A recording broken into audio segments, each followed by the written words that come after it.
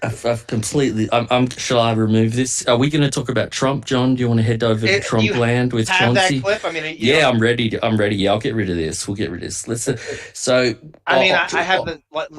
have the Lila one. I have Chauncey versus Ronnie. Chauncey and Richard Christie. Chauncey and Richard Christie is a huge one because go to that. I mean, you don't do it. You want to do Trump first, and I'll do Richard. Yeah, well, it's a little more extensive. Here's a phone call between Chauncey and Trump from 2004. We'll just have a listen to 3/4 of it, and then Chauncey, we're gonna pummel you with questions about this. Chauncey, my man. Am I fired? How are you? You'll never fire me, Chauncey. But Chauncey, we've been good to your magazine with The Apprentice. You saw the ratings that went to #1. I mean, it's killing it. The show is huge. It's huge. It's the biggest thing, and then the NBC people just stuff. They said it's the biggest show they've had since Friends. Well, it's what we both predicted. Yeah, that's true. Chaunce, this person, I don't even know who the hell she is. I never took her out. I don't know who she is. And by the way, based on her picture, I would never take her. She looks like a fucking third-grade hooker. I mean, give me a break. I never took this girl out. She claims that she went on 4 dates. I never took her out. She's full of shit. I know. Take a look. Chauncey, look, I have good taste in women. Right. Take a look at her picture. First of all, she's not a Playboy girl. She's like a Playboy something girl, they say. Yeah. #1. Anything, it's all bullshit. I never took her out. How long ago was this? 10 years ago? Did you read her quote? She said that, I guess, you were considering using her for an ad campaign. That's bullshit. That's just total bullshit. And #1. #2, who the fuck? I use models for that. I don't use Playboy people for that stuff.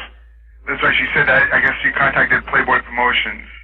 No, but I don't use Playboy people for that. We use models. It's total bullshit, Chauncey. I sent her a couple of emails trying to get her to respond to me, and I haven't heard back from her. It's total bullshit. I have no idea. Except I know one thing. She called up the office like 10 different times years ago. This is like 5 years ago. I never took her out. She wanted to go out. Did Norma tell you she used to call? She said that she would call the office nonstop. Yeah. Yeah, and that's the only reason I recognize the name. That was like 5, 6, 7 years ago. So you're talking about with a lunatic? No, you're dealing with ancient history, #1, and you're dealing with a person that I never took out. And based on her picture, I would never take out. She's not even attractive. By the way, she's not a good-looking girl. She's in her mid-30s now. Well, she is Penthouse Pet of the Year. When? This year, 2004. A penthouse? Who the hell wants a penthouse pet? Penthouse is gone. It's bankrupt. It's over. I mean, Penthouse, she's a 35-year-old penthouse pet? That's pretty pathetic. Hey, Chauncey, give me a break. You shouldn't write a story like that. All right. That's bullshit. You think I'm going to go out with a penthouse pet? Penthouse is, I thought it was Playboy. Well, she was Playboy. She's the only girl ever to do both. That's her claim to fame. She's, forget it. I never took her out. So she's riding your coattails. She's trying to hop on. Hey, excuse me. This is the 4th time that this has happened to me in the last 2 weeks. The show went to #1. Now the girls are coming out of the woodwork? Well, at least 2 of them actually I did date, and actually they were very nice. They said great things about me. And this is one who... I had another one that said terrible about me, but I never even heard of her. At least this one I heard of because she used to call the office. Right. And I didn't speak to her. But look, it's total bullshit, and, it's not right to have somebody ride the coats. The only reason I call you about it, it'd be easy just not to call you, so nobody gives a shit. The truth is, it's just so fucking false. I don't like to let them get away with this crap. The biggest selling TV guy. There you go. I mean, you're talking to this guy. How do you feel when he becomes the president? It's really unbelievable. It really... Yeah, you have to understand, this is like 3 a.m. Like, I was in bed, and the phone rang, and the message on the phone said, Trump's office. I'm like, 3 a.m, Trump office. I picked it up, and it's him. It's like, oh my God. Thank God I had my recorder right there, and I said, I gotta record this. I don't know what we're going to talk about, but I need to record this.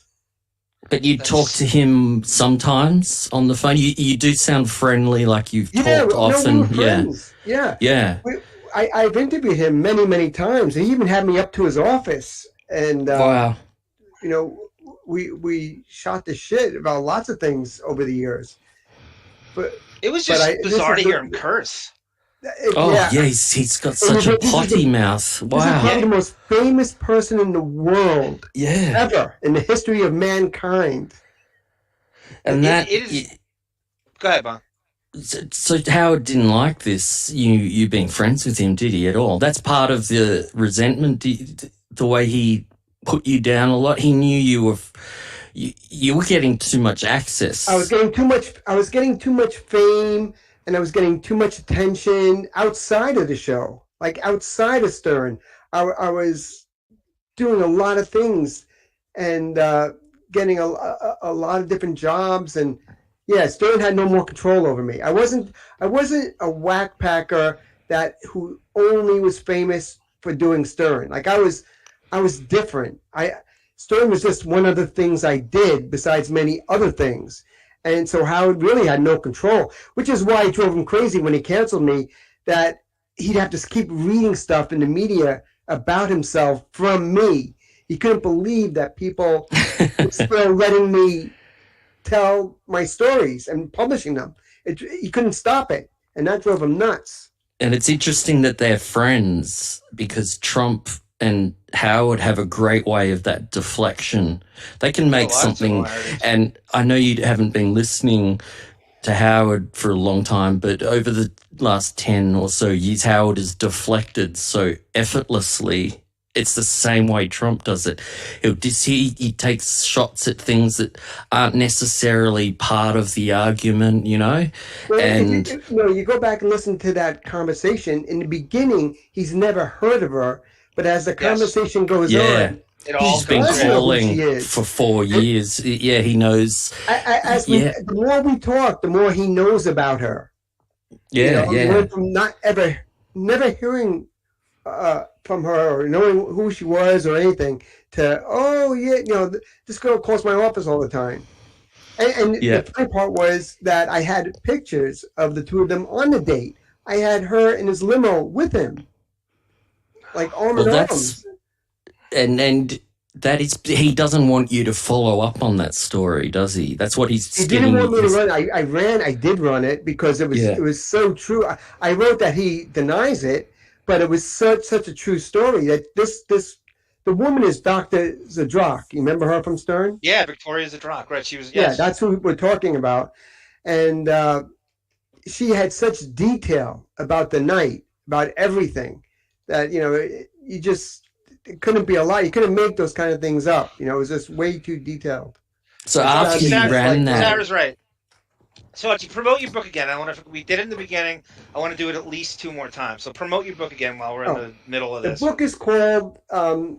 Wait, let me see. I got a copy of it. If you can see it on the screen, I don't know if you can. Yeah, there you go. Legends of Comedy. Legends of Comedy. It has 50 of the world's most iconic comedians. And it's going to be available on Amazon, I would say, by September 1st. You'll be able to buy it on Amazon. So, but yeah, it's an amazing book. Really amazing interviews with people from George Burns, Sam Kinison, Andrew Dice Clay, George Carlin, Roseanne Barr, Jim Norton. It's just such a wide list of people. Bob Levy. I don't know. Chaunce. A tendril. Chauncey, Howard employs a staff of how many people at 17 Squabble Lane, would you say? Cooks, assistants, days? Laura, Mike the cop. Like back then, how many people could have tended to her while he went? Yep. He had a team. Maybe there have been 5 people that were very close, the driver, the bodyguard, assistant, the people that were very close would probably be around 5. Was Trump's Norma Laura Lackner, Howard's assistant? When you were talking to Trump, that Norma? So that's like his executive assistant, the gatekeeper, knows where the body. Yeah. Okay. Yeah. Because he brought Norma up like she was a household name. He was like, you talked to Norma? Norma took care of you, Chaunce? Norma passed away, but yeah, she was the gatekeeper. You didn't get to Okay. Donald without going through Norma. Okay. She was with him since he was like a teenager. Damn. So she was Fred's assistant? She was around forever. Fred Trump's assistant before him? Quick question, Chauncey. After you after you went to print with that story about the woman, did Trump sort of X you out of his life? You didn't talk anymore? We didn't talk anymore after that, yeah. There you go. Much like Howard, you crossed him, and then it's like, fuck you, yeah. So you know what, though? I never gave a shit. Like, I never cared. You didn't. You definitely didn't. I really never cared, and that's what made me who I was. I didn't kiss anyone's ass. If I had a story, and it was a good story, I was going to publish it. I didn't care if by not publishing it, it would advance my career. I didn't give a fuck about anything.